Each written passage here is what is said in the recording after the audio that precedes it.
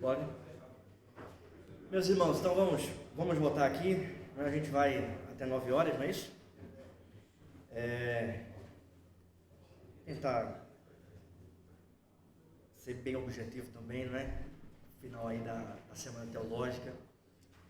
Pessoal, então vamos voltar. A pregação é a proclamação da palavra, isto é, a proclamação de Cristo. O apóstolo Paulo, ele diz, né? Eu, irmãos, quando fui ter convosco, anunciando-vos o testemunho de Deus.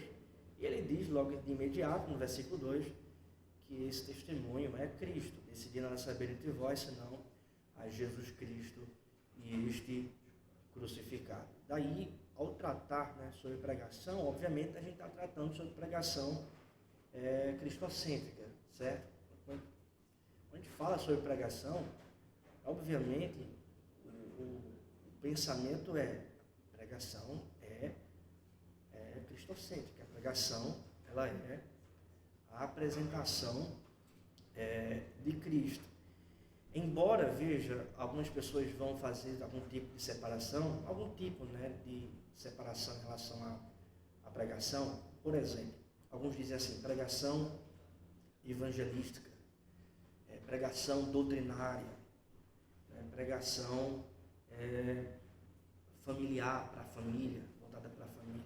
E algumas pessoas, então, acabam fazendo esse tipo, né, de separação. Eu não sei se você já prega na sua igreja, ou em algum campo missionário. Não sei se você já foi interrogado, né, por essa pergunta, alguém chegando para você e falou assim, né, vamos fazer uma programação evangelística e você prega uma mensagem evangelística. Né? Essa compreensão é um pouco equivocada, irmãos, porque toda pregação, ela tem que ter a apresentação de Cristo. Claro que existem propósitos específicos na pregação, né? Quem já passou aí pela disciplina de homilética, já viu isso com o pastor Sivaldo, propósito básico, propósito específico. Então, existem, né, propósitos específicos de acordo com o propósito do autor em cada texto. No entanto, a pessoa de Cristo, a obra de Cristo, o ensino de Cristo vai estar lá. Em toda a pregação tem o Evangelho, tem que ter o Evangelho. E Paulo aqui é enfático para apresentar isso. Decidi nela saber se não há Jesus Cristo e este crucificado. A pregação cristocêntrica, porque Jesus Cristo, o conteúdo central das Escrituras. Respondeu-lhe Jesus, não conhecendo as Escrituras, nem o poder de Deus. E começando por Moisés, discorrendo por todos os profetas, expunha-lhes o que a seu respeito constava em todas as Escrituras. A seguir, Jesus lhe disse, são estas as palavras que eu vos falei, estando ainda convosco, importava se cumprisse tudo o que de mim está escrito na lei de Moisés, nos profetas e nos salmos. Então a gente vê o próprio Senhor Jesus Cristo informando, apresentando e dizendo, todas as Escrituras, elas dão testemunho de mim, elas falam de mim, elas apontam para mim. Cristo disse isso. Quem somos nós, portanto, para dizer que não? Quem somos nós para dizer que não? Quem somos nós para dizer que aquele texto não tem nada a ver com Cristo? Né? Quem somos nós para dizer que não? Se o próprio Cristo disse isso. Jesus Cristo fala do conteúdo, como também do método. Então lhes disse Jesus, honestos e tardos de coração, para crer tudo o que os profetas disseram. Porventura, não convinha que o Cristo padecesse e entrasse na sua glória? E começando por Moisés, discorrendo por todos os profetas, expunha-lhes o que a seu respeito constava em todas as Escrituras. Então a gente vê primeiro que Cristo, ele é o conteúdo central das Escrituras, e Cristo ele apresenta não apenas esse conteúdo, mas também esse método. Veja, conteúdo, discorrendo por todos os profetas, começando por Moisés, discorrendo por todos os profetas. Então, o Senhor Jesus está aqui dizendo o seguinte, são todos os profetas, é toda a Escritura. Discorrendo sobre quem? Né? sobre ele, sobre Cristo. Discorrendo por todos os profetas, expunha-lhes o que a seu respeito constava em todas as escrituras. Expunha-lhes, ou seja, a questão da mensagem, da exposição da mensagem, o conteúdo e o método, portanto, apresentado pelo Senhor Jesus. A seguir, Jesus lhe disse: são estas as palavras que eu vos falei, estando ainda convosco, importava se cumprisse tudo o que de mim está escrito na lei de Moisés, dos profetas e nos salmos. Então, lhes abriu o entendimento para compreenderem as Escrituras. Para compreenderem as Escrituras. Ou seja, a Escritura, a palavra, ela está testificando acerca de Cristo Jesus, acerca da segunda pessoa da Trindade. Veja, pregar Cristo significa pregar Cristo encarnado dentro do contexto do pleno escopo da história da redenção. Pregar Cristo significa pregar Cristo encarnado dentro do contexto pleno, do pleno escopo da história da redenção. A gente vê isso nas palavras de Cristo, discorrendo pelos profetas. Todas as Escrituras dão testemunho de mim. Então, a gente já percebe aqui de imediato que a pregação cristocêntrica está relacionada também com a teologia bíblica, com esse progresso da revelação e especificamente com essa história da redenção, de Gênesis a Apocalipse. A grande verdade, a grande questão é o que é que aquela passagem fala no todo da história da redenção.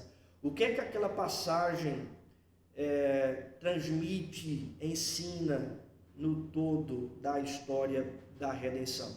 O que é que aquela passagem ensina, o que é que ela fala, qual é a parte dela no todo da revelação, ou na história, especificamente aqui, né, na história da redenção. Você não vai ler um livro pela metade, você não vai ler um livro apenas um capítulo, outro, e depois joga fora o livro. Você lê o livro inteiro, e da mesma forma, a Bíblia deve ser lida inteira, deve ser estudada inteiramente, e deve se entender, portanto, como aquela passagem, seja do Antigo ou do Novo Testamento, se encaixa na história da redenção. Daí pregar Cristo significa isso, pregar o Cristo ali que está sendo transmitido no todo da história da redenção. Stephen Lawson, tratando sobre a mensagem do apóstolo Paulo, testifica sobre a pregação paulina, afirmando que ele tinha o discernimento em saber que Cristo é preeminente em toda a Escritura e que por isso a verdadeira pregação tem que ser igualmente centralizada em Cristo. 1 Coríntios 1, 23, 24, mas nós pregamos a Cristo crucificado, poder de Deus e sabedoria de Deus. 1 Coríntios 2, 2, decidi nada saber entre vós, senão a Jesus Cristo e este crucificado. Atos capítulo 20, versículo 27, porque jamais deixei de vos anunciar todo o desígnio de Deus. Então, anunciar todo o desígnio de Deus é anunciar Cristo.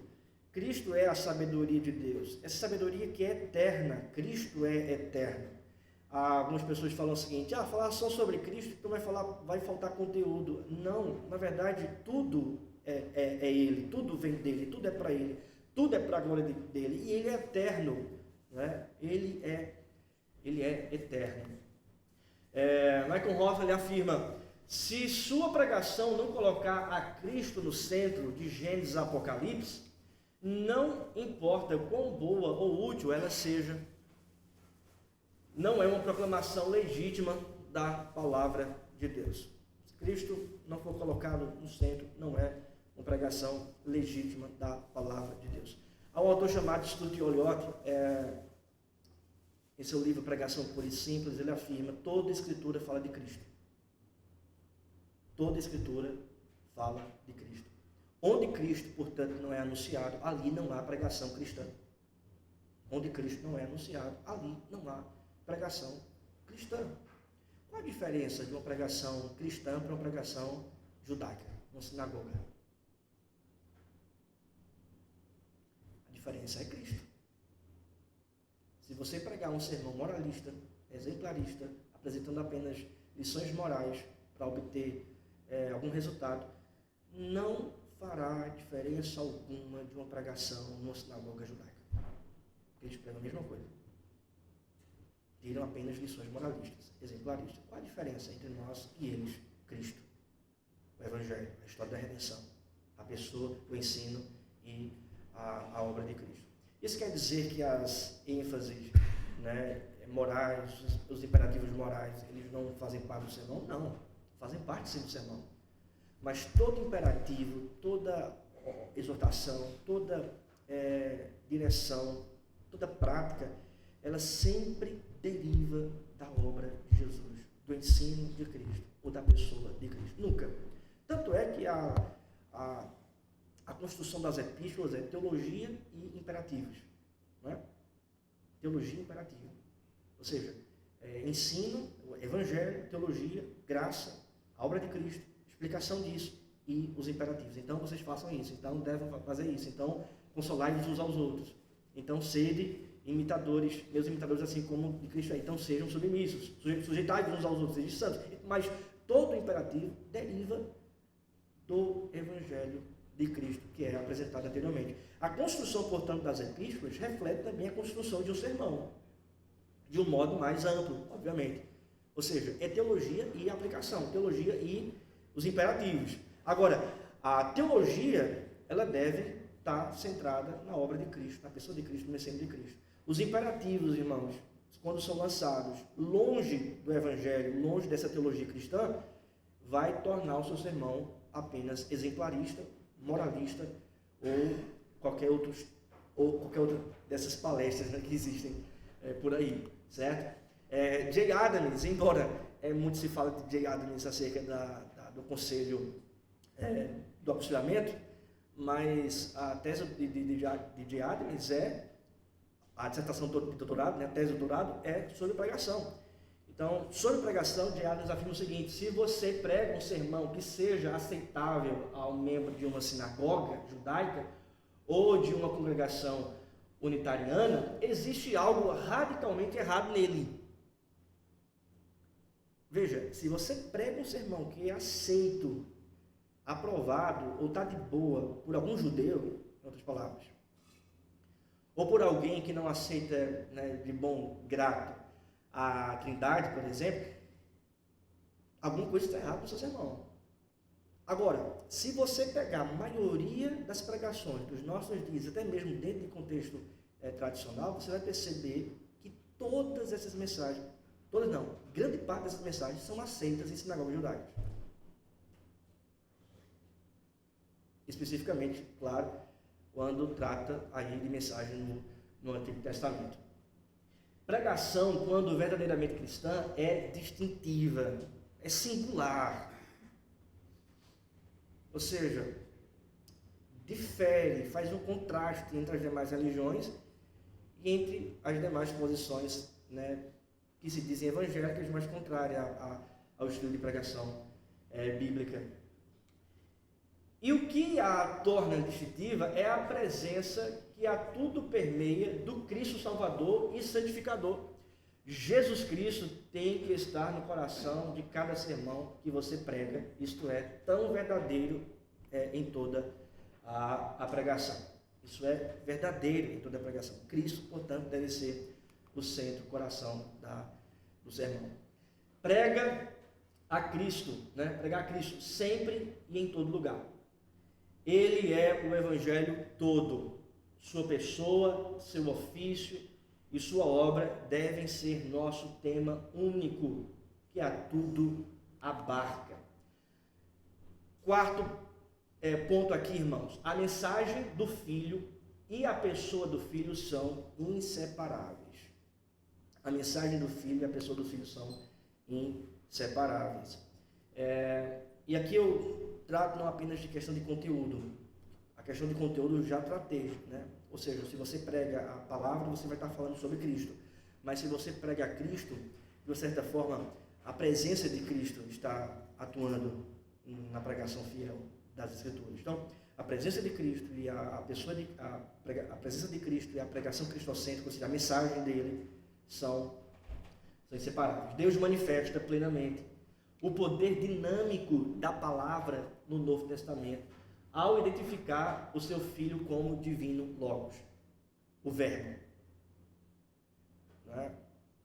E João fala sobre isso no capítulo 1. E o Verbo se fez carne e habitou entre nós, cheio de graça e verdade, e vimos a glória do unigênito do Pai.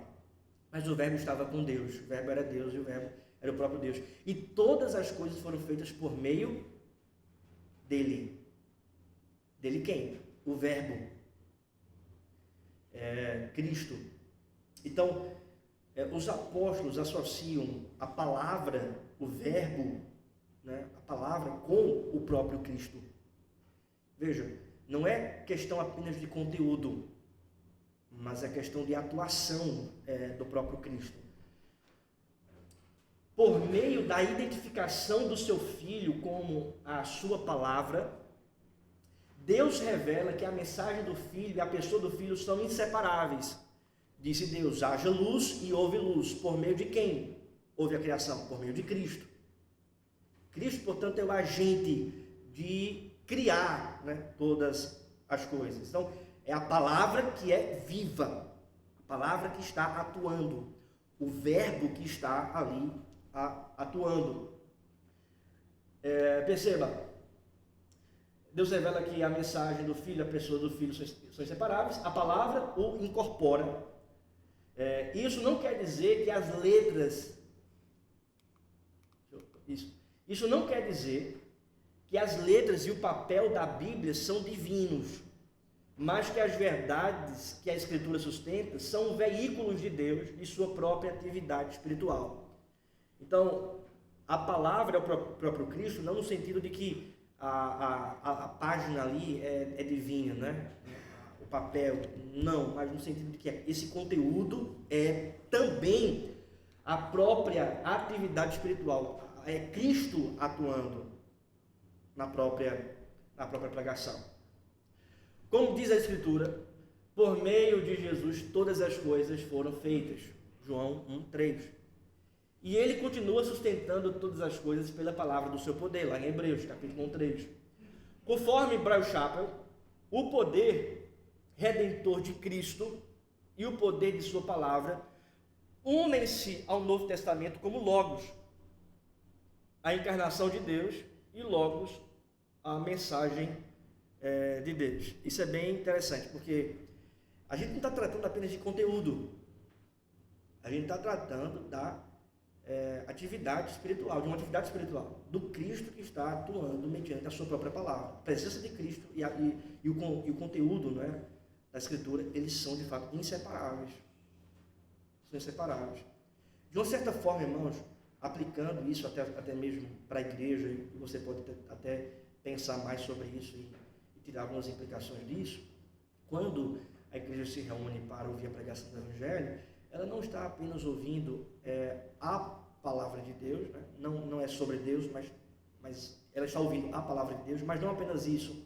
Ela não está apenas ouvindo um conteúdo sobre Cristo, mas ela está ali desfrutando da própria presença de Cristo.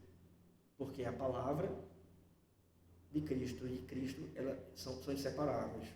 A palavra de Cristo e Cristo, eles são inseparáveis. Da mesma forma que a obra da criação procede da palavra que Deus articula, assim também a obra da nova criação, a redenção, nos vem pela palavra viva de Deus, que é Jesus Cristo. Assim como por meio da palavra todas as coisas foram criadas, assim também a redenção, a nova criação, a regeneração acontece pela palavra viva de Deus. Não apenas o conteúdo, mas a atuação de Cristo, né? Redimindo pecadores. Deus criou por meio de sua palavra, ele também produzirá uma nova criação por meio da palavra proclamada. A diferença entre a primeira e a nova criação é a mediação humana da palavra na nova criação. Então, a palavra atuante de Deus também está sendo em atuação através da pregação da palavra. A diferença é a mediação humana. A diferença é essa mediação humana, ou seja, o pregador que foi chamado por Deus para anunciar a palavra. Tiago afirma, né? Deus nos gerou pela palavra da verdade. Deus nos gerou pela palavra da verdade. A expressão palavra da verdade se aplica como um trocadilho, certo? É a palavra de Deus, o seu conteúdo, mas também a presença de Cristo. Reflete essa mensagem da salvação e o único poder que regenera o pecador. O mesmo jogo de palavras é empregado por Pedro, pois fostes regenerados não de semente corruptível, mas de incorruptível, mediante a palavra de Deus. Nestas passagens, a mensagem de Jesus e o próprio Cristo se harmonizam.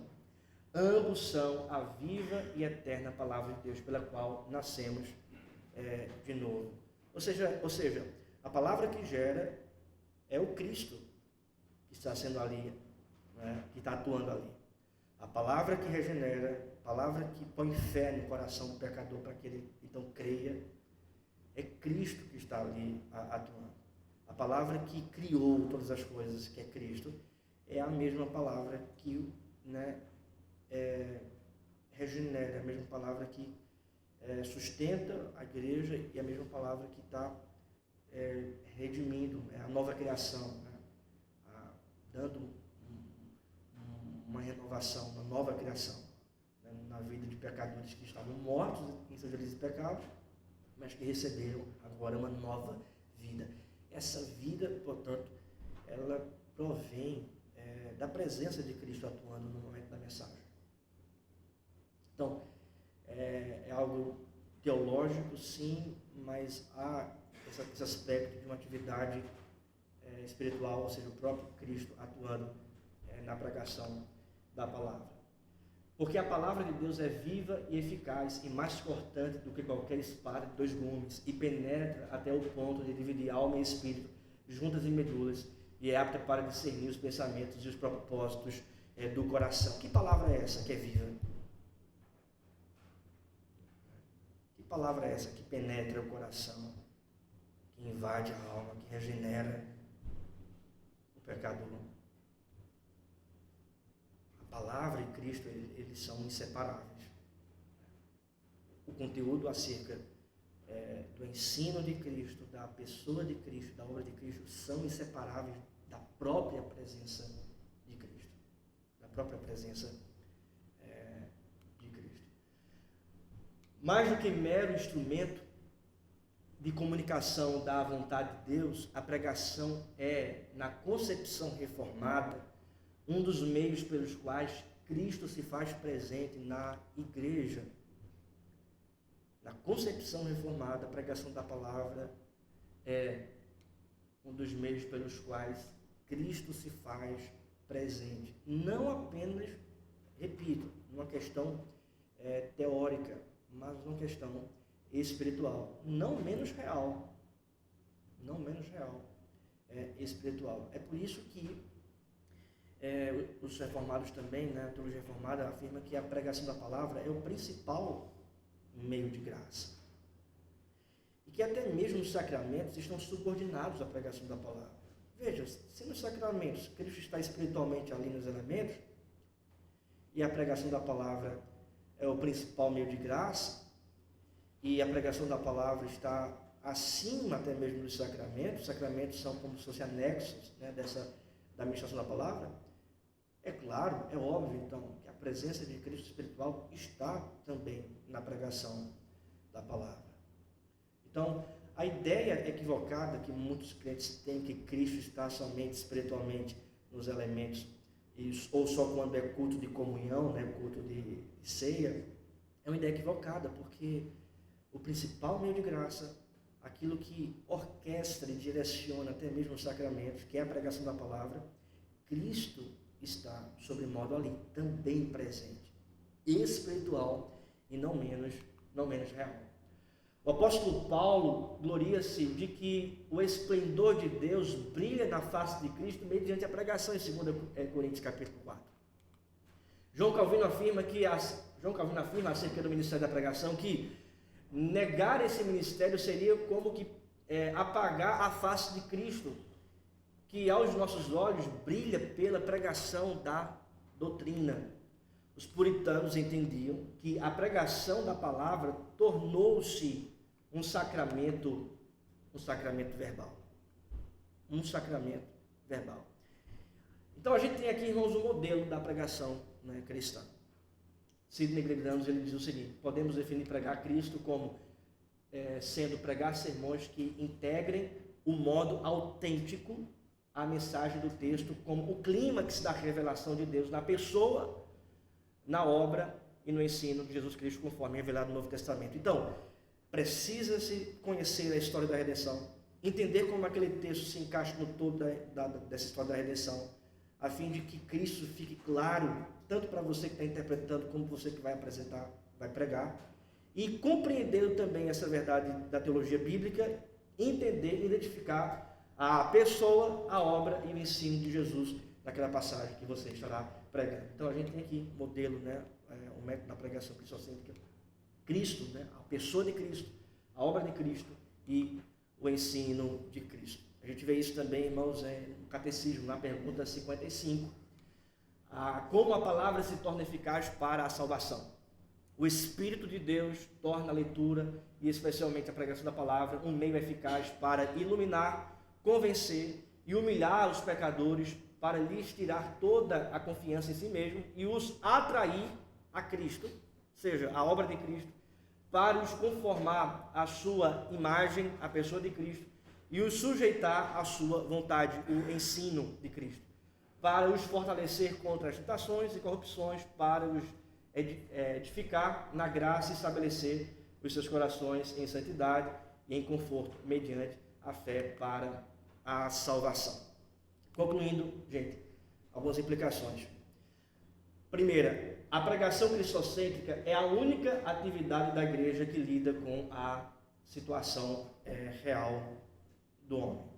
A pregação cristocêntrica é a única atividade que, de fato, lida com a situação real da humanidade. Substituir a pregação da palavra, isto é, a pregação do Evangelho de Cristo, pregação cristocêntrica, por palestras motivacionais, exemplaristas, tentando de algum modo atrair as pessoas, ou substituir a pregação por alguma outra forma de atividade, não vai lidar com a real necessidade do homem. O pecador vai continuar morto em seus delitos e pecados, não vai tratar de fato, né, do seu pecado e do problema. Somente a pregação cristocêntrica pode fazer isso, a pregação da palavra. Me lembro de uma vez de uma das aulas com o pastor Paulo Brasil, né, ele ensinou a gente aqui, isso em 2011, 2012, ele falando que se o evangelho não for apresentado na pregação é como enfeitar mortos. Então, se Cristo não for apresentado, se a pregação for substituída por outra atividade, é mesmo que enfeitar mortos. Não vai lidar realmente com o real problema, né, que é a morte causada pelo pecado. O pregador que se prepara corretamente no estudo da palavra, com o objetivo de ser fiel na transmissão da verdade revelada, certamente será um porta-voz do Evangelho e apresentará Cristo em seu sermão.